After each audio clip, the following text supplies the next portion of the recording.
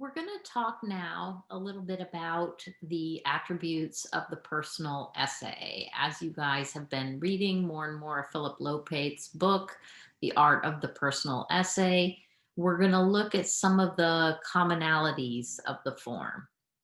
So, this material, a lot of it is drawn from Philip Lopate's introduction to the personal essay, and I hope you will read the thing in its entirety. But I just wanted to introduce some of the highlights of that as a way of opening up our conversation about personal essays in the weeks ahead. So, one of the things that is interesting about personal essays is that they often people have leveled the charge of navel gazing at writers of personal essays, and Lopate speculates about that. He says most people are brought up to think it's impolite to talk much about themselves. In academic papers, scholars are discouraged from using first person singular. Surely one of the reasons for the self deprecating air that many personal essayists adopt is to ward off potential charges of vanity or self absorption. So Lope argues that that's kind of a specious charge and says that a person can write about himself from angles that are, quote, charmed, fond, delightfully nervy, alter the lens just a little, and he crosses over to gloating, pettiness, defensiveness, score settling, or whining about his victimization. The trick is to realize that one is not important, except insofar as one's example can serve to elucidate a more widespread human trait and make readers feel a little less lonely and freakish.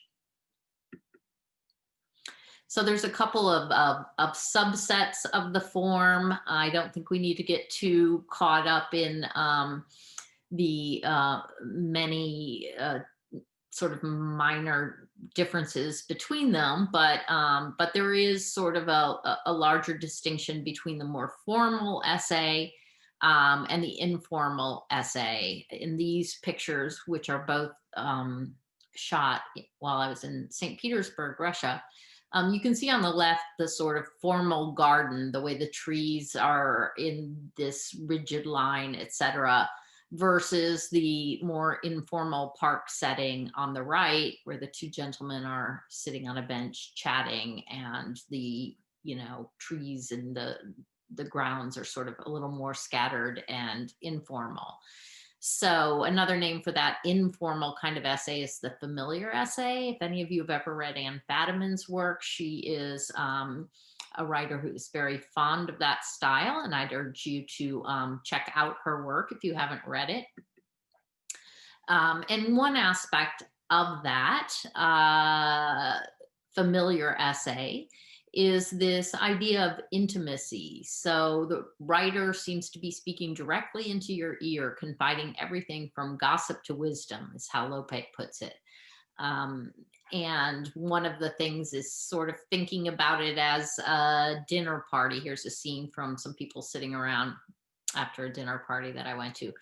Lope writes, through sharing thoughts, memories, desires, complaints, and whimsies, the personal essayist sets up a relationship with the reader, a dialogue, a friendship, if you will, based on identification, understanding, testiness, and companionship. So it's got that confidential manner. Another aspect of the form is a democratic bent. And Michel de Montaigne put it best. He said, every man has within him the entire human condition. So I think what he means by that is that the sort of quest for honesty and self-reflection in the personal essay comes out of a belief that we all share these common human desires and sorrows, and writing about them in a very honest way, not as someone who is superior to those he is writing to and writing down to them, or, you know, in a contemporary example would be like a how-to kind of thing, how to raise perfect children or whatever. It's not that style at all. It's this idea that we are all flawed, and let me share with you how I am flawed so that you don't feel so bad about your own flaws. And related to that, of course, is honesty. So, some subcategories of that, it's usually a reliable narrator. The narrator's willing to be vulnerable. Lopate notes, we must trust his or her core of sincerity. We must also feel secure that the essayist has done a fair amount of introspective homework already. So he goes on, you know, there's this honesty, drive toward candor and self-disclosure. Quote, struggle for honesty is central to the ethos of the personal essay. He further notes, if, however, the essayist stays at the same flat level of self-disclosure and understanding throughout, the piece may be pleasantly smooth, but it will not awaken that shiver of self-recognition equivalent to the frisson in horror movies when the monster looks at himself in the mirror, which all lovers of the personal essay await as reward. It's generally easy reading, maybe a sketch of ideas with this, again, the conversational tone, and as if the writer is in dialogue with him or herself or their self and disputes and argues with the self. There's an acknowledgement of a multiplicity of self. The harvesting of self-contradiction, Lopate calls it, as he kind of argues with himself on the page. And one of the things Lopate has talked about in interviews related to this idea of the multiplicity of selves is that when he writes personal essays, he sometimes takes one aspect of himself and maybe pushes that or exaggerates or focuses all his attention on that aspect of himself. So in some ways almost creates a character out of himself, like he's sort of the master of the contrarian essay, and choosing some weird thing. For example, if you read his essay in this anthology, he writes about how much he hates dinner parties. And you know, this is one part of himself that he chose to focus on and think through and argue with himself about. So I think that's what he means when he talks about a multiplicity of selves and this harvesting of self-contradiction. The essays don't tend to be didactic. Again, it's not a how-to or one should. Although if you read some of the earlier ones in the book, like Plutarch and Seneca, they may seem more moralistic than we're used to. You know, they do read that way to modern readers, I think, but that was not the case at the time. And if there is learning, it's generally a light learning. So it's not the pedantic schoolmaster, but, you know, a friend kind of maybe confiding some tips. It's okay also to do an incomplete or tentative treatment of a topic. One can process doubt or work around a problem. You don't have to tidily solve things in some brilliant epiphany, but can view it more as a mode of inquiry or a way of getting at truth. And it can be the tentative treatment of a topic. So as I had just mentioned, one example of that, so that you understand what I mean, is Joan Didion's Goodbye to All That. She says, I want to explain to you, and in the process, perhaps to myself, why I no longer live in New York. It is often said that New York is a city for only the very rich and the very poor. It is less often said that New York is also, at least for those of us who came there from somewhere else, a city only for the very young. That's the opening to her essay, Goodbye to All That.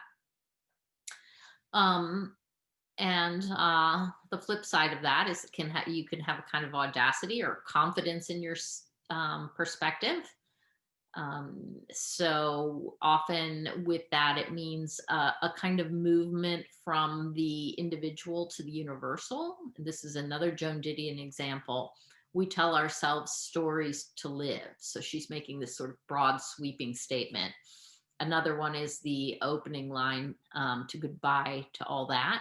It's easy to see the beginning of things and harder to see the ends. Humor can play a role, often at the expense of self. We mentioned a little earlier that they can be self-deprecating. Lopate says the personal, quote, the personal essay with its ironic deflations, its insistence on human frailty tilts toward the comic. So it can be cheeky, ironic. An example of that is this quote from a David Sedaris piece, like all my friends, she's a lousy judge of character. Often writers of personal essay are extremely attentive to the style and voice in which they're writing. It's usually graceful and has a formal shapeliness and some intellectual sustenance. But it can have, within that idea of this formal shapeliness, does not mean, that the essay begins in one place and then goes off here and then circles around beautifully back to the beginning. It can have a more rambling structure. It can be digressive. You can go off on tangents. You can think about it as a walkabout.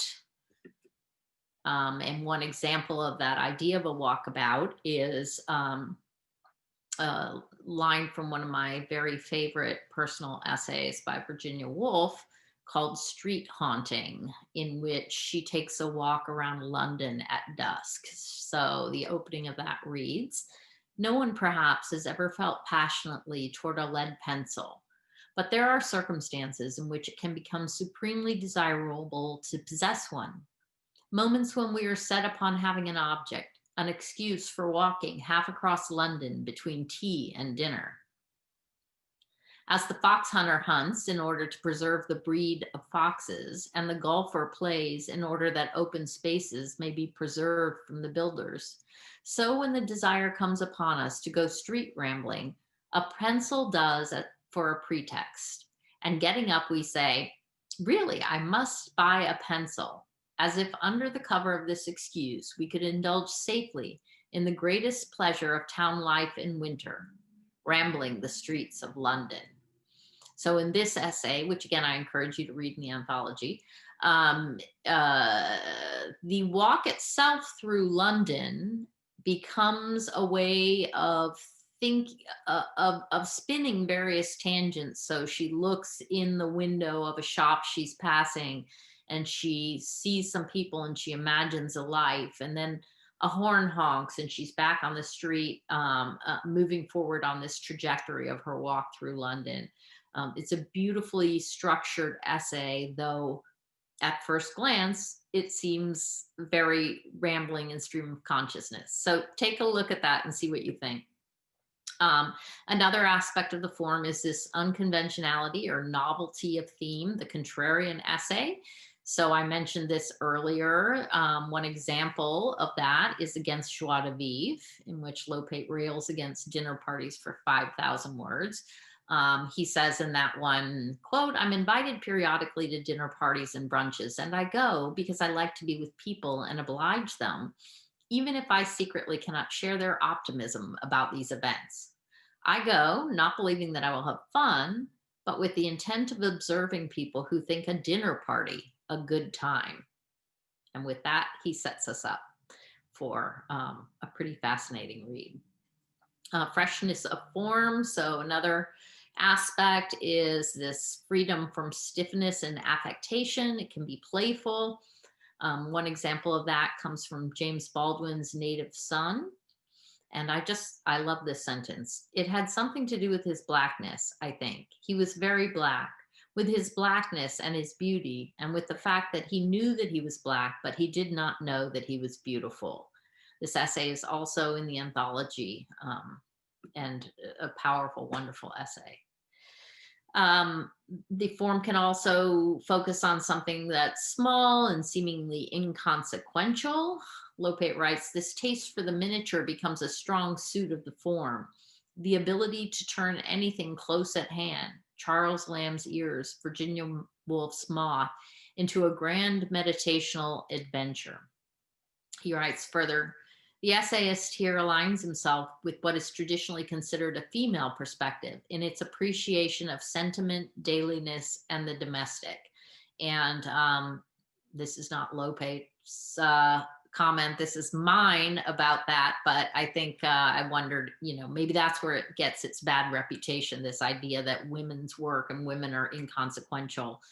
Obviously, that sentiment reigned supreme for much of our history. So real men write about war and politics and crime, and women write, like Virginia Woolf writes about Mrs. Dalloway going out to get flowers for a dinner party. So there's this way in which the focus on the domestic perhaps is denigrated, and personal essays, which often take those kinds of subjects and themes seriously, are maybe tarred by the same brush. I don't know. It's just a thought. But some examples of these essays that focus on really small things would be Junichiro Tanizaki's essay in praise of shadows. So he writes a whole essay looking at shadows as a way of commenting and thinking about architecture, culture, and humanity. Here's a quote from the Christian Science Monitor on Anne Fadiman's familiar essays. So it says, that she's a lover of the intellect, lovers of the intellect. These essays will be familiar to readers of the American Scholar, where she was an editor for a long time, though that is not what Fadiman means by familiar essays. The familiar essay is a genre that reached its heyday in the early 19th century with one of her great crushes, Charles Lamb. His legacy, she laments in The Unfuzzy Lamb, is kept alive mainly by university English departments, the ICUs of literature. She explains her devotion to the form, saying, quote, today's readers encounter plenty of critical essays, more brain than heart, and plenty of personal, very personal essays, more heart than brain. But not many familiar essays, which she says have equal measures of both. And a typical Fadiman essay begins with, some kind of engaging personal anecdote and then branching out into the history of the subject in question. So it's delightful reading here. It says, like eating a meal that is both good for you and delicious, is the quote. And there can be flexibility, finally. So it's important to remember as you're reading through these classic personal essays that are gathered in the anthology, that the form is both flexible and expansive. So to conclude, my hope is in reading this anthology and wandering far and wide as it interests you in dipping into whatever essays strike your fancy. My hope is that it'll give you license to experiment yourself so that you will walk away with an expansive view of voice, style, form, and structure, and that you feel empowered to experiment with all of these things in your work.